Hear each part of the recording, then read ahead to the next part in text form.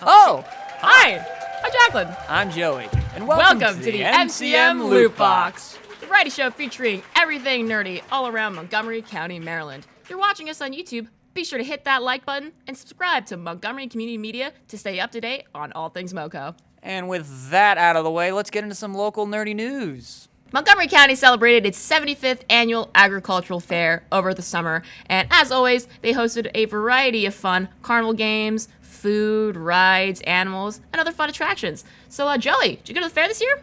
Yeah, I went to the fair this year, not for enjoyment, but for work. I was helping out with a podcast there. It was really cool. It was weird, though, working the fair this year and doing video work and not working in the parking lot like I used to with the Boy Scout troop I was in, Troop 447. Shout out. Love you guys.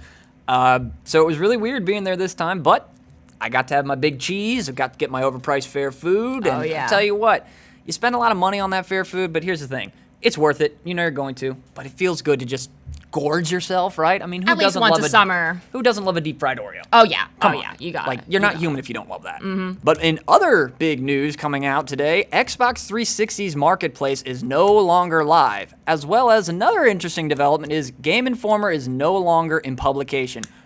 Wow. Yeah, that's sad. And I feel very old by both of those news. Dude, that hurt to read. I feel the gray hair starting to come out now. But on a semi more positive note, Roll20 is now available on Discord, so if you're a tabletop guy, that's neat. Yeah, I mean, I'm a casual when it comes to it, so I don't get what's the perks of having it on Discord. Like, well, what's Roll20 basically saved my first D&D campaign from dying from COVID, so I think Roll20 integrating into Discord will actually be pretty good. Cool. At least hopefully so. It's a little late, but a lot of virtual campaigns still happening out there. Oh, well, there's that. Moving on, for our manga readers, My Hero Academia released its last chapter over the summer, and Jujutsu Kaisen is releasing its final chapter over this weekend. So be sure to head over to your local comic shop, such as Beyond Comics here in Gaithersburg, Maryland, or Thingamajigs in Rockville, Maryland, to pick up your latest copy. And also, One Piece is still going on. The anime that never ends, and the manga that never ends. When will they run out of things to tell about One Piece? Unrelated and similarly avoid a vacuum of nothingness, NASA has recently discovered evidence of liquid water on the surface of Mars. Crapola. Maybe it's time we start going there and finding a little something. Yeah, I mean, I just hope that they don't send Matt Damon to check it out. That's all I'm asking. Oh God, no! We've wasted too much money getting him off fake Mars. You really think I'm going to spend money sending him to real Mars? I'll send McConaughey, because that way I know it'll be all right. And it also would be a lot cooler if we did. Finally, Montgomery County held its very own Comic-Con, known as RuzuCon. As a fellow convention attendee myself, I think this is awesome. It was formerly known as MonkeyCon, but they just held their second annual convention over the summer. And I think that's awesome. Dude, that's something. I even heard they got Philip Andrew from Power Rangers Wild Force to show up, which is... I mean, I wish I had gone or I was assigned to that day. Yeah, but, what are you going to do? They actually had a whole bunch of voice actors come, too. Really? They had Kent Williams, Chris Kaysen, Allison Lee Get Rosenfeld. outta So here. it was a pretty solid lineup, and right here in our own backyard. Yeah, you would think you wouldn't get big names like that in a small little rinky-dink town convention, but that being said, it was a really good showing. I saw the footage that we're going to show you here later today. Stay tuned for that. It's just something that's really cool. Yeah, like, I think it's really nice that we're actually getting some Comic-Con kind of presence. Finally. Right here in Montgomery County. Nerds. Very, very cool. It is a good time to be a nerd. Oh, yeah. I couldn't have said it better myself. Well, let's open up the loot box. The box. What is in the box? Please don't be Gwyneth Paltrow's head. Please. Ah! Don't look. This is the MCM LootBox, brought to you by the Montgomery Community Media for you, the Montgomery County, Maryland nerdy communities. Get your local nerd news, reviews, fun facts, and more here in our LootBox.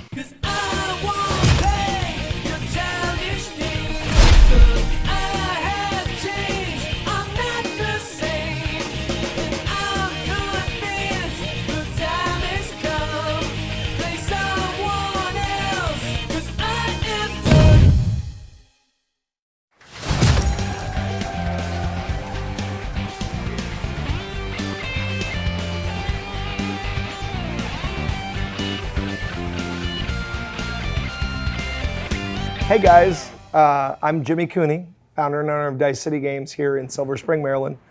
We say Silver Spring. Sometimes it shows up as Silver Spring, sometimes as Wheaton. We were 1 block from the Wheaton station.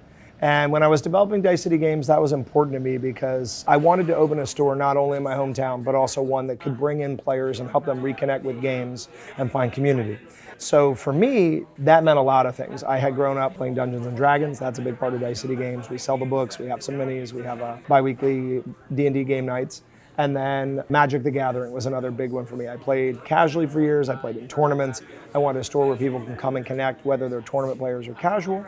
And then, of course, retro video games. When people get into retro games, oftentimes they start with the OG, which also happens to be my favorite system of all time, the Nintendo Entertainment System.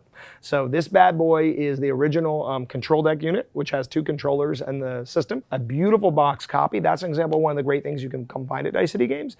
And, of course, the most popular game for it, Super Mario Bros. 3. I believe it was 1989. This game changed the world.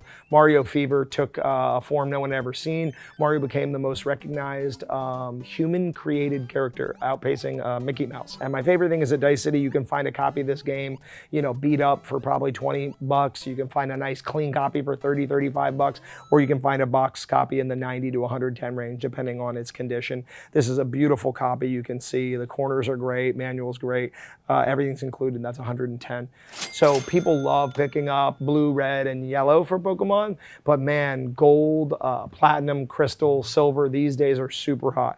I would say gold, for whatever reason, may be the hottest of them. Again, you might be able to find a Pokemon Gold with a scratch label for $70 at Dice City, but a box one like this will run you $300 to $400. And if it's super complete like this, with the inserts, not just the manual, but the actual inserts, the advertisements, all that, with these crispy corners and beautiful color, this is $400. So, but it shows you that you can buy it as a gamer or you can buy it as a collector. We've got both. So that's one of our most popular. One of my favorite things that is unique to Dice City Games is that we have a focus on import gaming. Now, mostly it's American games in English, easy to pick up and play. But back in the day, in old magazines like Game Pro and Electronic Gaming Monthly, I would read about exotic imports. And one of my favorites was Japan's version of the TurboGrafx 16, which is called the PC Engine. Here you see Altered Beast. That game was not on Nintendo. It was a major reason to get a Turbo or a Genesis. Newtopia, Hudson Soft's answer to Legend of Zelda. R-Type, again, one of the greatest horizontal shooters of all time. Space Harrier. So great games on this system. You'd read about them in these magazines, and you'd never be sure if they would arrive to our shores. Sometimes they did, sometimes they didn't. I've got kids who are as young as 5, 6, 7, 8 years old coming to buy Atari and NES, and it blows me away. But thanks to either YouTube, going to a convention for the first time, or maybe being in a friend's house, they've now been exposed to Super Mario, Pikachu, Legend of Zelda, Link, all the cast of the classic games that I grew up playing with and loving. And now they can see those games not only in real life at a brick and mortar where they can interact with them. I've got a TV behind me. We demo games all day, but they also can meet other players and the other people who appreciate those games. And this community is underserved. You have to drive out to East Starland or Cumberland, Maryland to go to Cartridge Galore or something, or Tournament City Games in Frederick. Those are great stores, but there isn't anything right here in our own backyard that does this combination of retro video games, Pokemon, and Magic. And not only do we do those things together, I believe we do them best.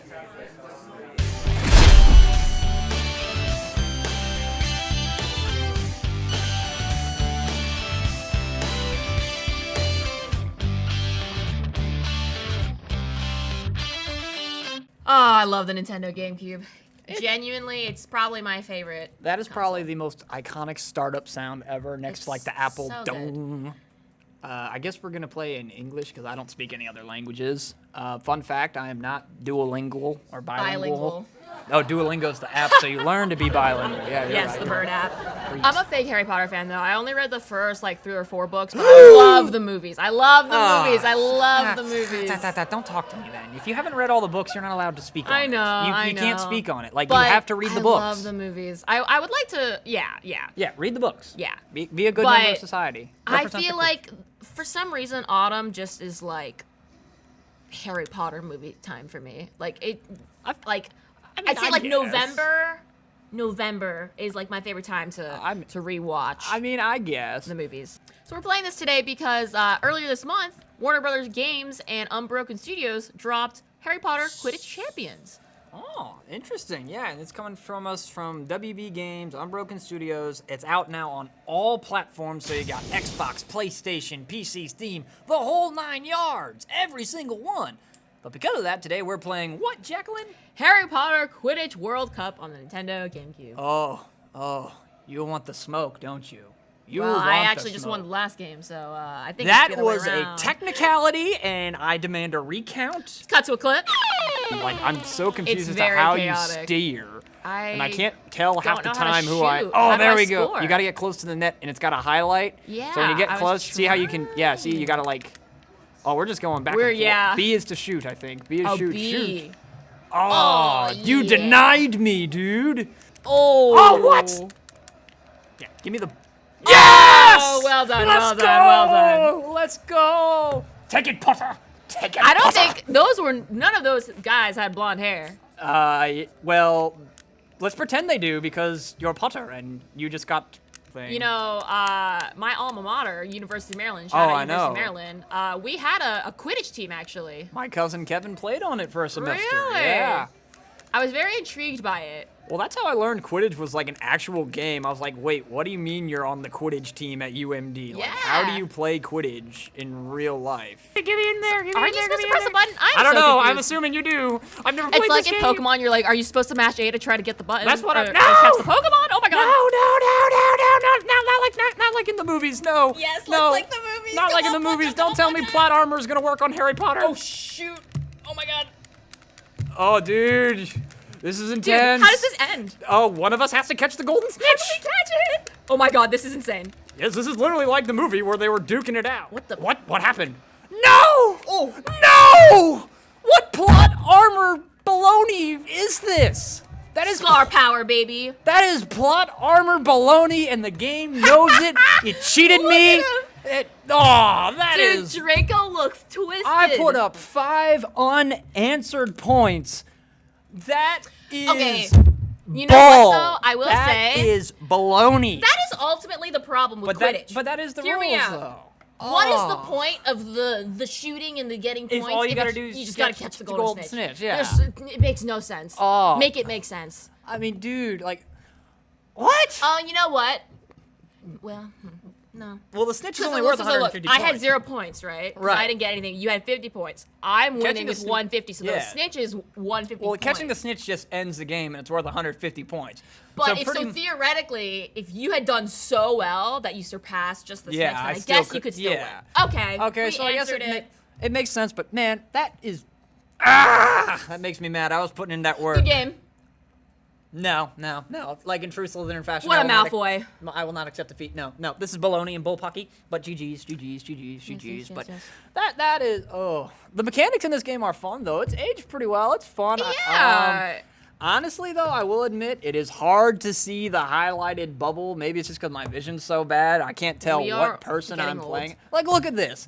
I was out shooting you 11 Yeah, to no. nothing. Here was my problem. I don't know why. It would always be so hard for me. Like, I'd always end up so, like, low to the floor that when I get the ball, it was hard for me to, like, Unbelievable. gain momentum to go up to try to, like, shoot. I don't know. That was the problem I was having. Like this, But the race at the end, that was mad was fun. That was So really the- fun. pretty much enjoyed the that. idea is like I guess you have to try to score as much early on as you Yeah. can, and then if you're behind, you get lucky and you magically all of a sudden catch the snitch because plot logic. And of course you're playing as Gryffindor, so I feel like Oh, the game Mr. is Plot biased. Logic over here. I I mean, just come on, do got you that deny? grit. Do you not deny the plot armor that you're seeing?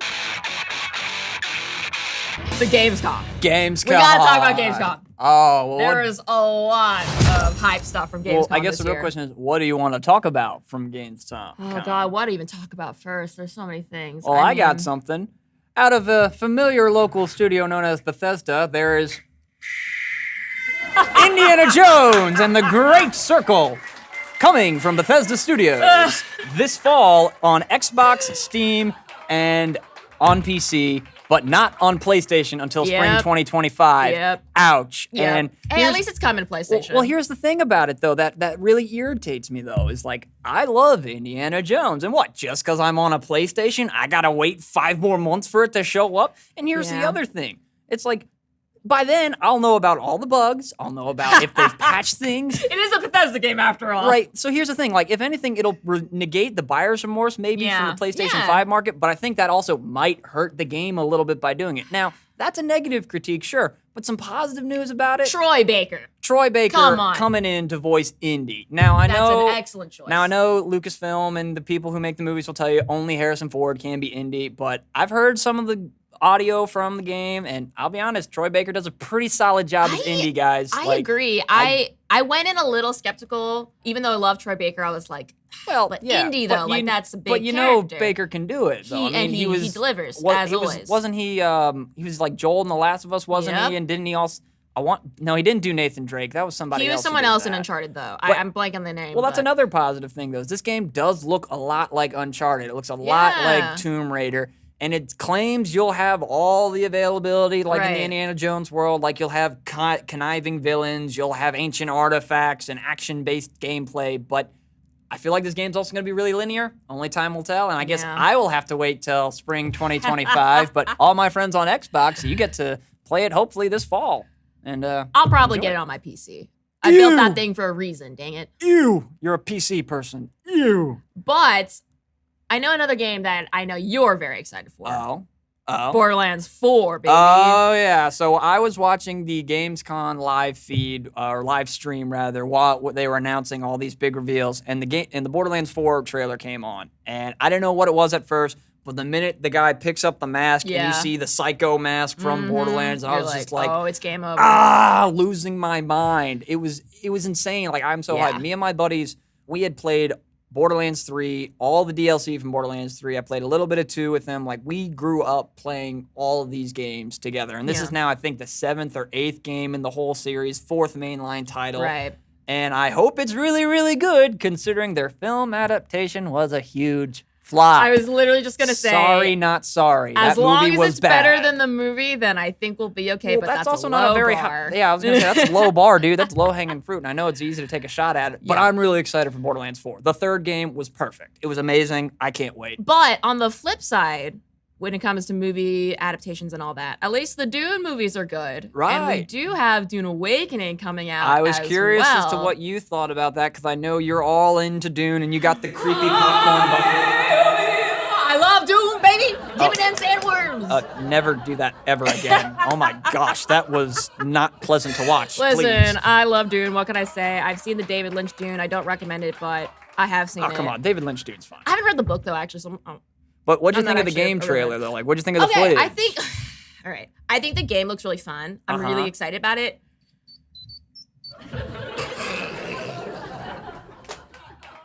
Keep going. That didn't happen.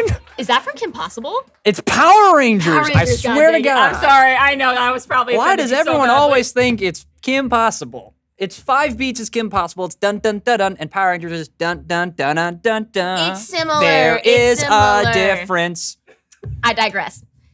But yeah, I think the game looks really, really fun. I'm really excited about it. I think anything in the Dune universe is going to be like an awesome time as a video game.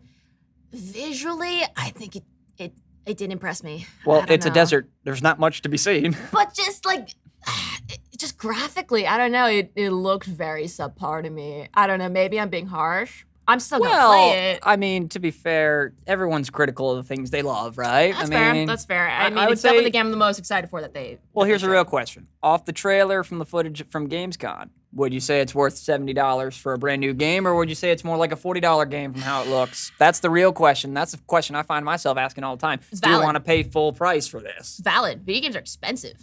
Yeah. But you know, honestly though, they're actually quite cheap when you think about how much time and effort and hours and people work on those games. But anyway, that's a whole other topic. And that wraps up our coverage of Gamescom 2024.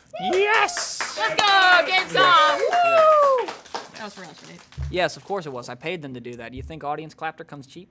No. That doesn't. It doesn't. Clapping doesn't come cheap. So you need to have that applause. Anyway, if you want to do your best Jeff Goldblum impression and go on a Jurassic Park and safari adventure, too bad. You already missed out on it. But here's some footage from our most recent expedition out to see the Dino Safari Park at Montgomery Mall.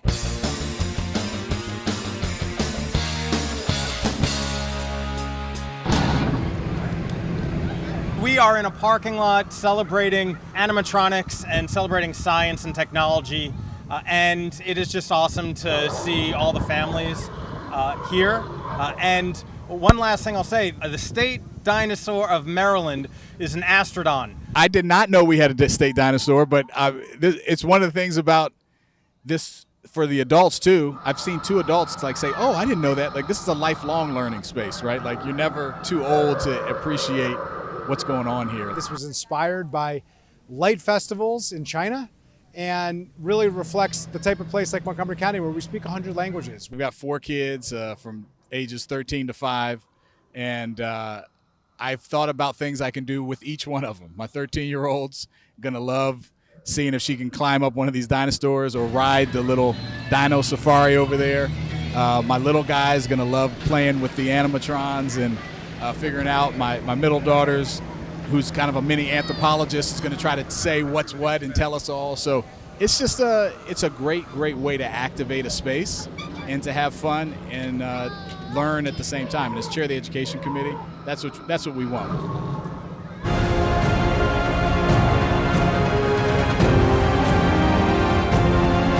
Hello, welcome. How are you? I hope you're well. Welcome to Real Geeks and Comic Speak. We're going to talk about some geek stuff. So, I'm sure, like other geeks, we all have one geek thing we cannot live without.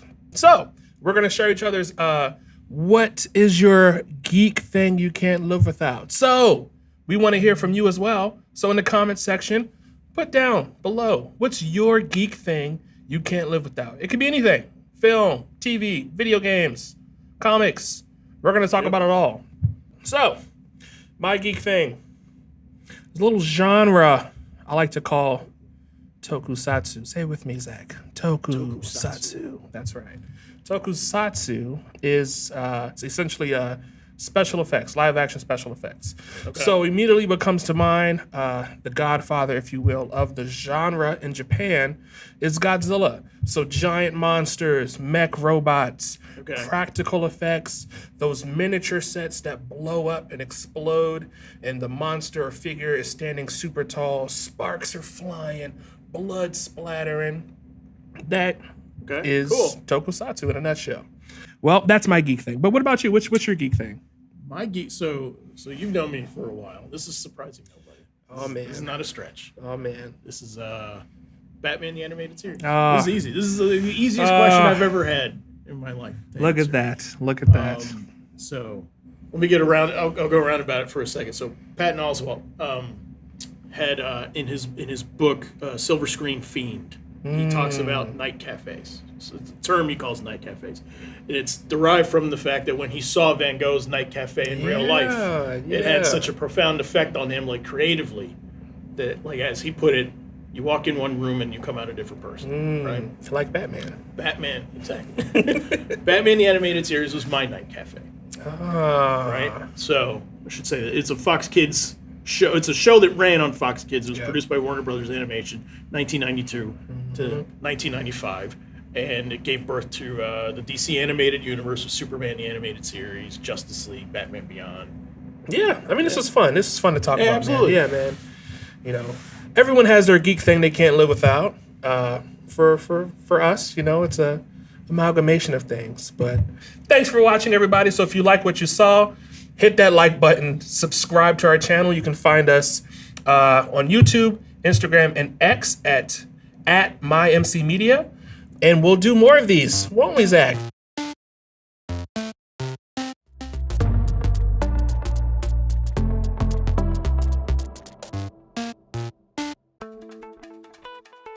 I think we just want to give you hugs now, but okay. Actually, I'm pretty new into cosplay. I only started making like costumes such as this last year in like November or so. I grew up going to Ren Fair where people dress up in costume. I've been to conventions such as Anthrocon where there are furries. And it's just seeing everyone be themselves. Second place, I have Silas Fursuit. Yes. So persona is basically any creature that you make that you feel represents yourself.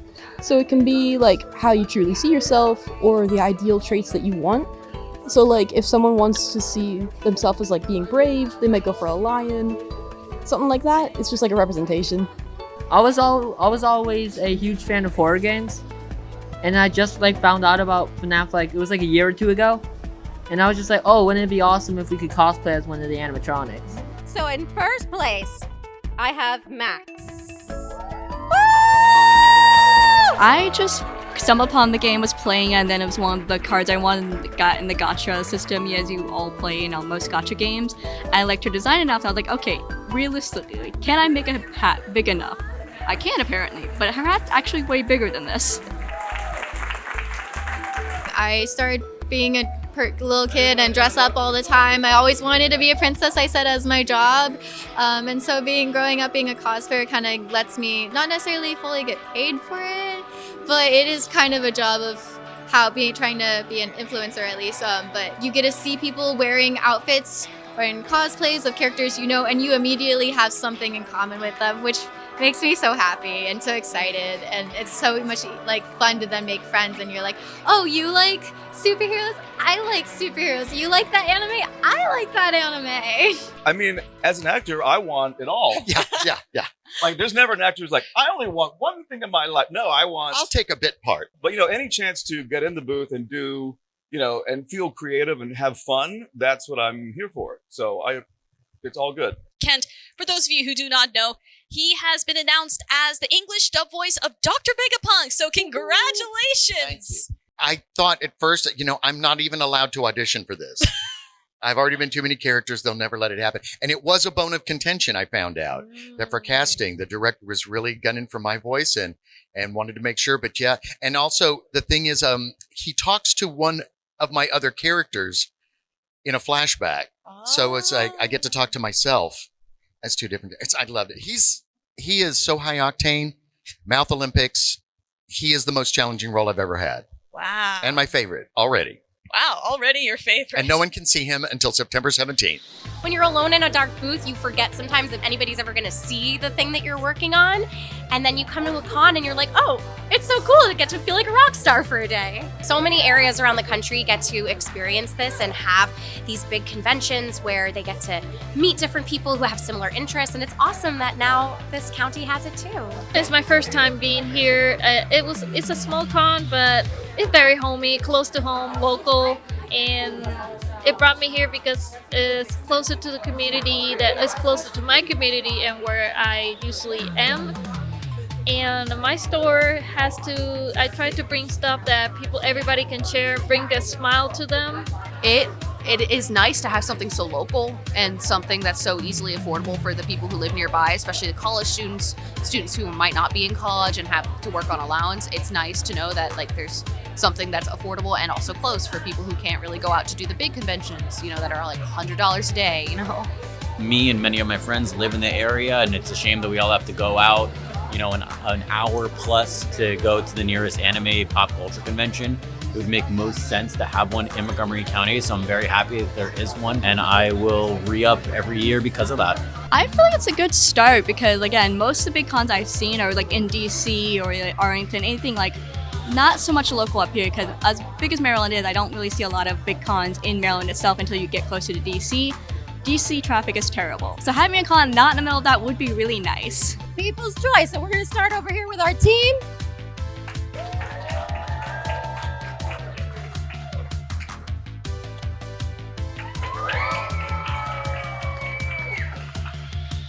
I feel like we should definitely have more stuff like this in the area for other people that enjoy anime and don't really get that chance to, really show how much they like it. They come out, have a good time, meet other people. It's a good experience. RizuCon!